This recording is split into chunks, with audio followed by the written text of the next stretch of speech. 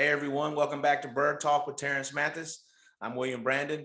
Please make sure to subscribe to that YouTube channel, Atlanta Sports Unlimited. Turn on those notifications so you don't miss an episode.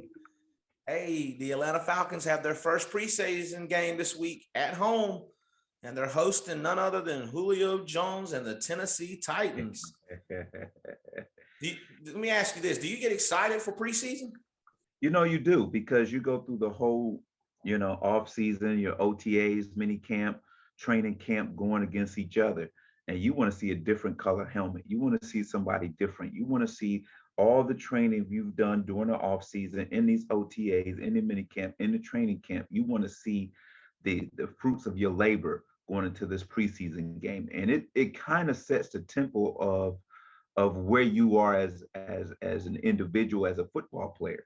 Sometimes you want to see how a team gels in a atmosphere like this, but at the end of the day, each individual got to assess itself and say, hey, did I do everything necessary to be ready for this football game? Even though it's a preseason game, it's an important game because this is your first impression, not only to yourself, but to your teammates, coaching staff, the organization, and to the fans on possibility of who you're going to be for the next 20 or so weeks. So who do you think all the eyeballs are on? Is it potentially players, or is it Arthur Smith? We want to see what he's going to be doing. I would think it's Arthur Smith. Here's the thing. We seen a snippet of what they're going to be offensively last week and defensively whatsoever. But here's the thing. It's how is the new coach going to approach this preseason game? Is he going to approach it just like a practice, a scrimmage, or is he going to approach it like getting ready? This is a chance for us to rehearse of what we're going to be like starting week one. If I'm the head football coach, this is what I want to see. I want to see alignment, assignment, and enthusiasm. I want to make sure every guy's lined properly, that they know their assignment, that they're executing, and they're playing with energy. That's what I want to see as a head football coach. And the thing is, if I'm getting that with minimal mental errors, we can fix those things. But if I'm not getting that, there's a different way that we may have to do things the following week to get what I'm looking for. So it's assignment, alignment, energy, whatsoever. And if you can get that from them in the first preseason game, you're ahead of the game, because you got to understand, watching, and I hate talking about the past, but watching the Falcons of old, they had no energy. It seemed like they just went out and played football and there was no energy there. So I want to see a different energy. And then the other thing that I want to see is this, the defense. Can they align? Can they execute their assignments? And can they play with energy? That's huge. That is huge, because now when that film goes out to all the other teams that they're about to play, they want to be able to say, this team is different than last year's team. This team is playing with a lot of energy, and they're playing with, and they're not making a lot of mistakes. And that's what I want to see from this defense.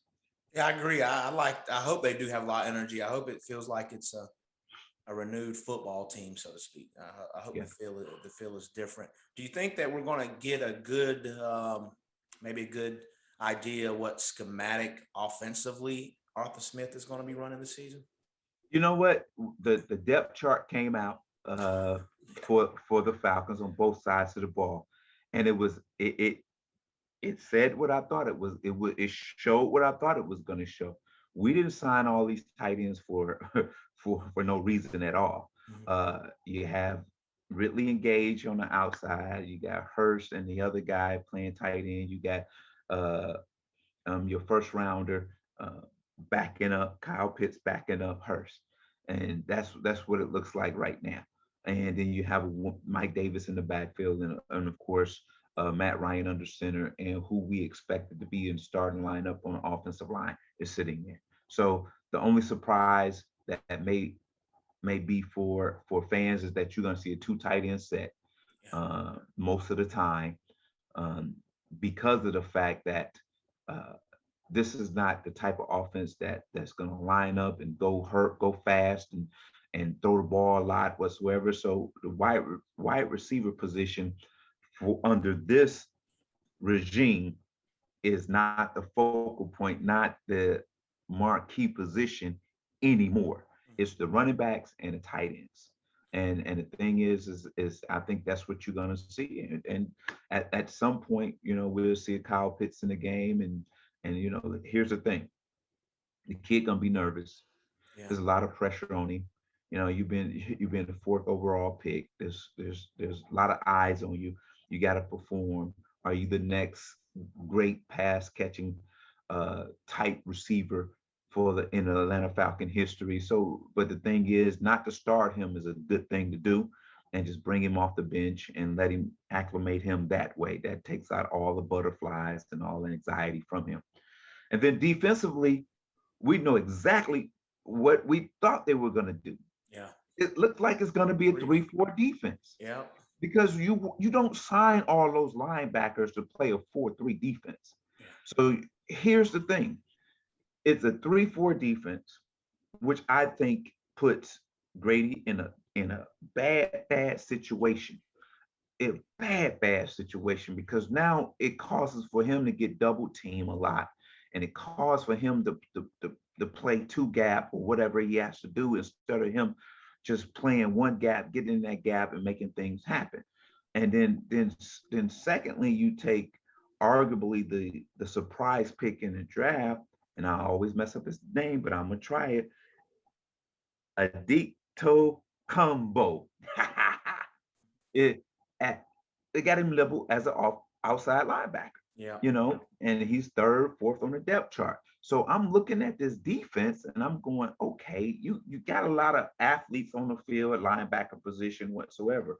And then you got Richie Grant as third on the depth chart, who was what, your second, third round pick in the draft. Yes. And I'm going, okay. Um, but here's been the surprise. Moreau from the Washington football team. He's been a surprise through camp. I think he's made AJ better. I think that it's going to be a formidable secondary whatsoever. But I don't know how this 3-4 works with this team. Has been a 4-3 over the last 10, 12 years or so.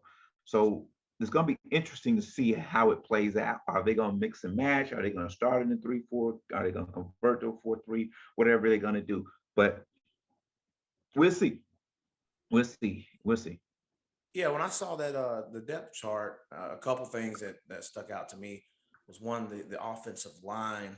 A couple of names were like Caleb McGrary, and they got him second string, and then Jalen Mayfield behind him. So they got Willie Beaver starting at right tackle.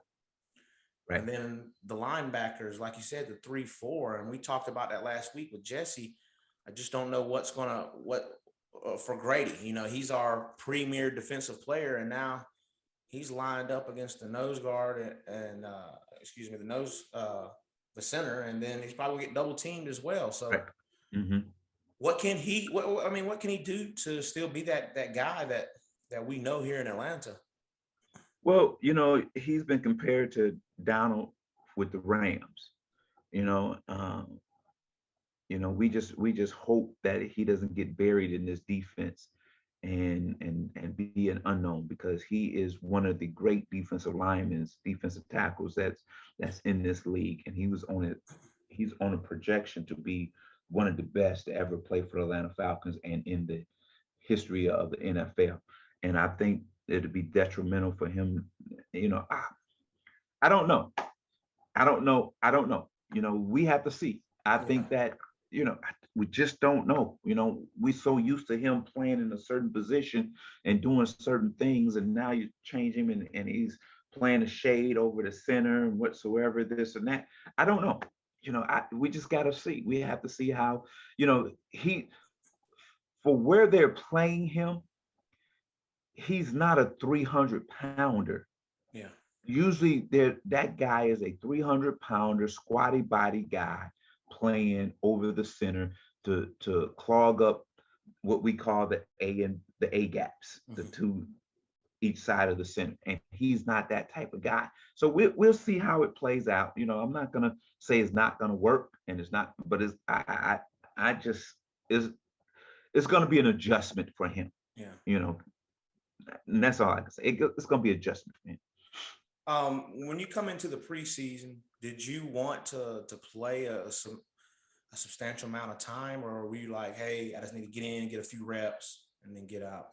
Well, the first thing you ask is how much am I gonna play? Mhm. Then once you know how much you're gonna play, then you figure out, okay, what do I want to accomplish, in my limited playing time. Coach may say you're only gonna get one series, and then you hopefully that one series are not three plays and out. Because that's usually, sometimes it happens. Coach say Yeah. you're only gonna get one series, and it's three plays and out. Oh, you're done. And you don't like that. You didn't even break a sweat. You didn't even get in the flow. So, you know, um, if it was one series, we tried to prolong that series to get a feel of each other and get a feel of the speed of the game. But at the end of the day, if mentally, if you're in shape mentally and in shape physically, playing one series is not going to be detrimental to you. It's a good feel, and just having an opportunity to be in front of the fans in a stadium against a different opponent, that's good enough for week one. Okay. Yeah, I think we'll be able to get our football fix, so to speak, because there's going to be a lot of matchups and positions to watch. I mean, there's for one, I mean, all the Kyle Pitts and then the other Right, rookies we signed. We're going to get to see them.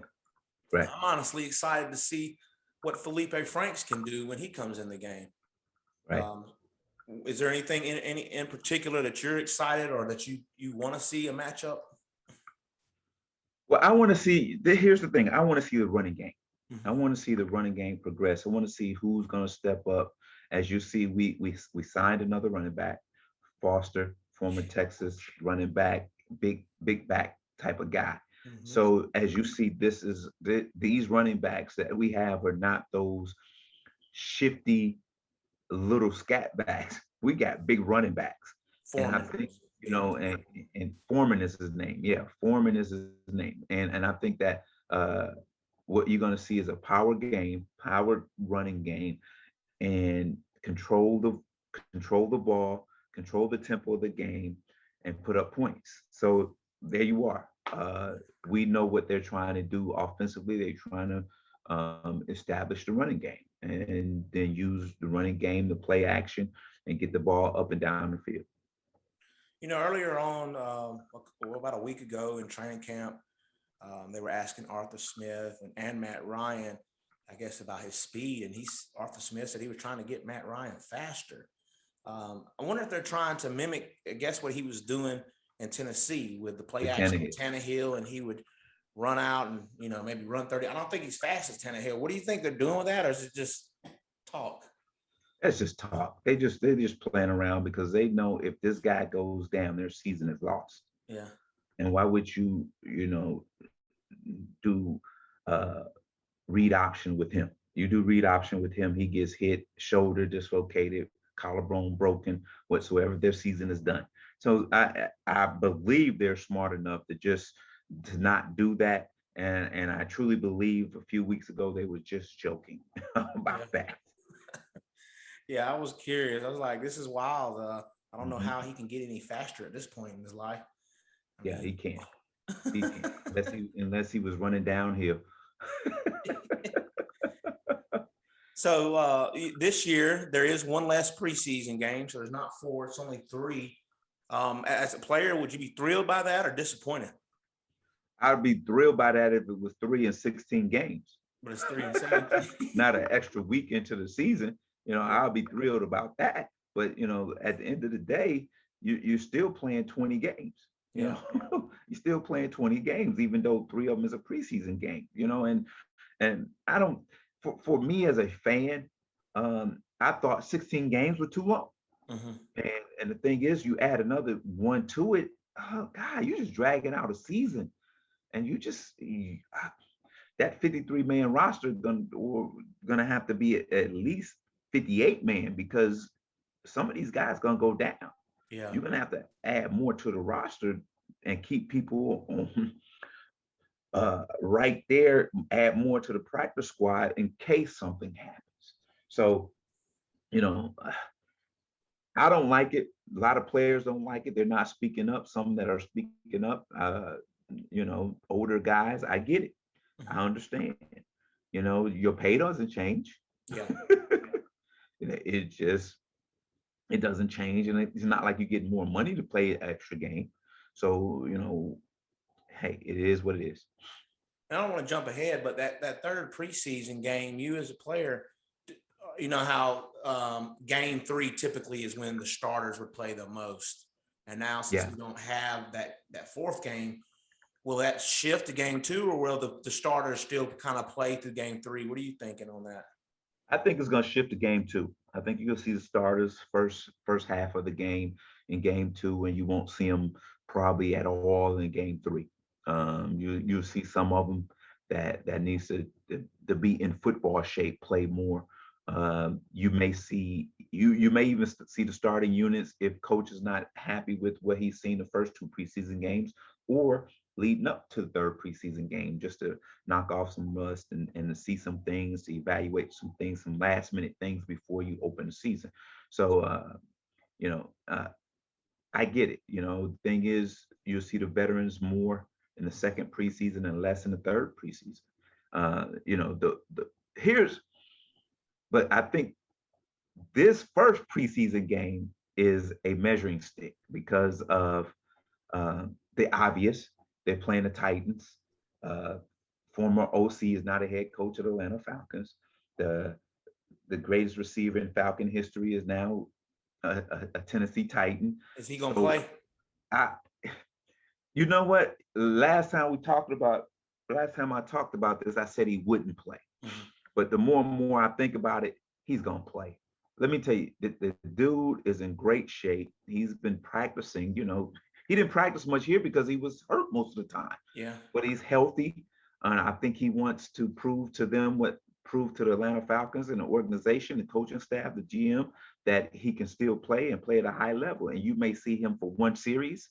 They may open up, play action, and throw it deep just to test, just to see where the Falcons secondary is. That's what I would do. Yeah. That's what I would do.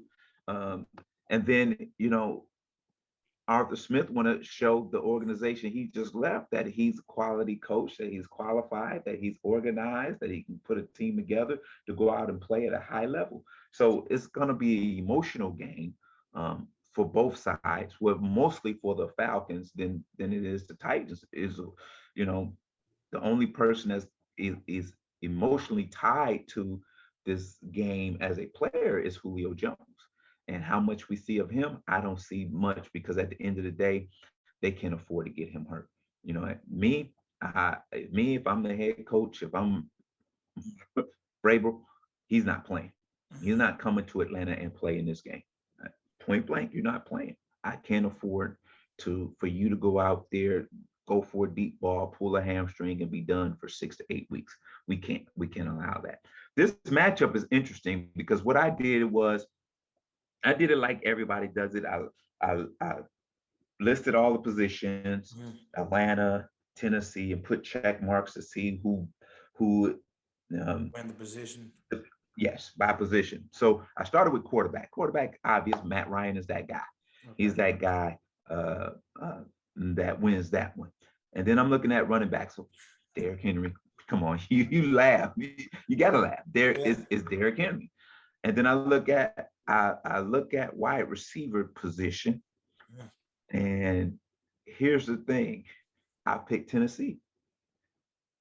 They got AJ over there and they got Julio. Them 2 bad dudes. Right now you got Calvin Ridley, who had a great year last year, but we still got to see what he's going to do without Julio Jones on the field or on the sidelines.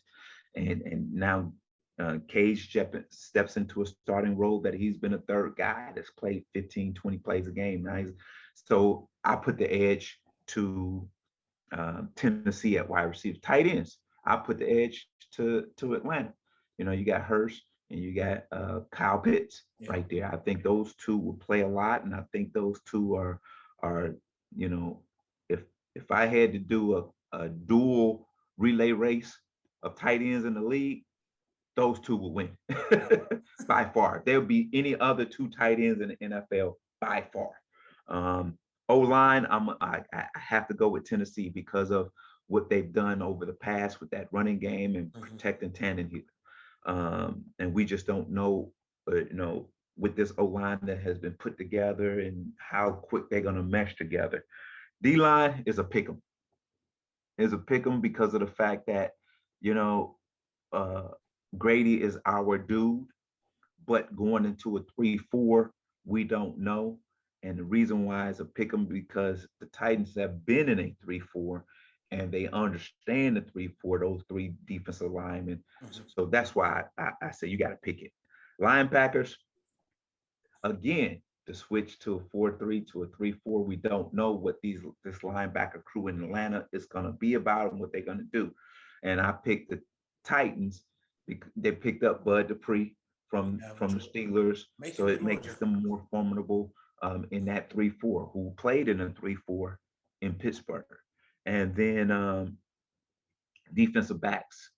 I picked the Titans because of their experience and they've been together whatsoever. But you can almost, I give them a slight edge because this Falcons secondary is a young, hungry secondary that don't know any better. They're just going out there to play football. They don't know any better. And that's what you like from a secondary. They don't know any better, so they have no fear. So it's I give the Titans a slight edge there. But far as, if I had to pick who's going to win this game, um, it all comes down to which backups are better than the others, because it may be 0-0 going into the second quarter. And then from there on out, which group is going to play better? And like you said, you want to see Felipe Franks and see how he's going to play. We want to see AJ, see how he's going to play whatsoever. I think we have better running backs behind Mike Davis than the Titans do. I agree. And receiver core, I think we're better there behind what the Titans have. And then, we have to see. We got a lot of guys who are new to this organization on the defensive side of the ball, but they in a new system also. So it's going to be interesting to see. It's going to be a fun game to watch, to see, and how the demeanor is on the sideline with the players, how enthusiastic they is, how much energy they bring. That's what I want to see. Russell Gage, you mentioned Russell Gage and him going from the third receiver to number 2. How many snaps change? Like, what's a good number from he being at the third receiver to number 2? It goes from like 20 to what? That's almost going from the third receiver to a starter now. That's like a 40-50 snap difference. Okay. So now instead of playing maybe 15-20 snaps, you're playing 60 to 70 snaps a game. So here's the thing. Now you got to be in a different shape. You got to be in a different mindset, mentality, and you're going to have to stay focused for the whole game and not just sit on the sideline, pay attention, and then, okay, passing situation or 3, you're going in to play. Now you got to know. You got to know everything, coverages, the flow of the game whatsoever. And it's not hard if you played a while and understand the game. If you have a high football IQ, it's not hard to jump from a third receiver to a starter. I did it, and it worked out well for me. Okay. What else you got for us this week, T?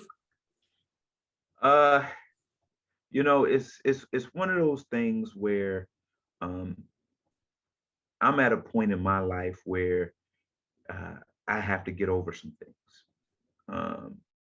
And you got to stop blaming people for your shortcomings or why things are not happening whatsoever. Because here's the thing. There's not one man on God's green earth that can stop you from being what you want to be. Only you determines what you want to be. And you got to have faith as small as he said. This is what it says. It says, if you had faith as small as a mustard seed, you can tell a mountain to move and it will move. So if you have faith enough to say, depression, get out of my way, anxiety, get out of my way, fear, get out of my way. If you have much faith as a mustard seed, it will move. It will move. And then God will pour down blessings upon blessings upon blessings. All right. Hey, everybody, make sure not only you subscribe, make sure y'all watch that game tomorrow night. Yeah. Come Yeah. back, give us some questions, ask us some things about what you saw in the game and what you want to hear more about. Thank you for tuning in. Y'all have a great day. Peace.